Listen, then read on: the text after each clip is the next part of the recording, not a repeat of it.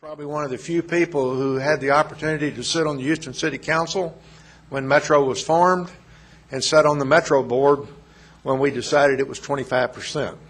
The cost of building a mile of rail was going to be, according to Metro, $60 million per mile of rail. Today, it is $140 million per mile of rail for the 3 lines that are currently under construction. $140 million per mile.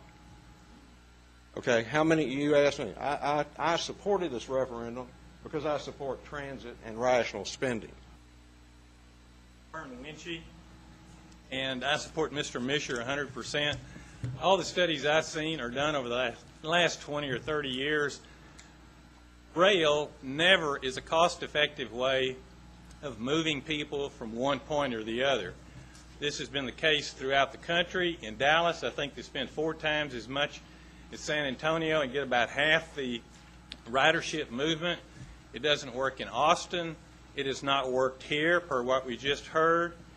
And I would support very much leaving the mobility funds where they are. A second point, if you do not leave the mobility funds where they are, and the entities that are now using them have to go to another source, that's a tax increase. And if you say, well, they don't need the funds, then why not cut 0.25% out of the sales tax? In these difficult times, even if we live in Houston, Texas, we need to be very aware of spending. Where we are may not last forever, and we need to look at the national scene and take notice. And I also want to agree with my friend Walt Misher. I think he gave a great explanation for what happened in 2003, but I'd like to make a few other comments. The question was asked earlier, what is transit? We said it's rail, it's bus. So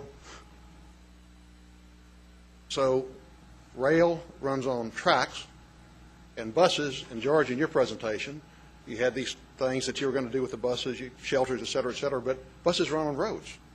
I mean, it's like we're divorced from roads from buses. Rails, trains run on tracks, and buses go on roads. So there's 25% mobility plus the escalation. That is what, in my judgment, is crucially important for the roads. But with roads, you get a triple benefit. One, they're what buses run on. Number two, it's what the cars run on, which is what 97% of the people drive. And then 3, we had these trucks that carry produce, et cetera, and the trucks go on the road. So the roads, you get a triple benefit, which I think is crucially important. One of these documents was written in 1984 by a man who currently teaches journalism at the University of Houston, but in the 1983-84 he was writing about transit, and he shows in this article how the Metro planners and the board at the time deceived the voters before we had the election.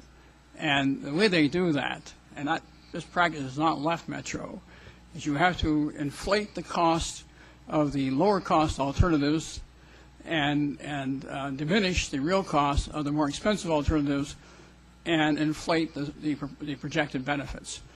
And he shows very vividly in this document how Bodliner helped expose that in the time period after the defeat of the heavy rail plan in '83.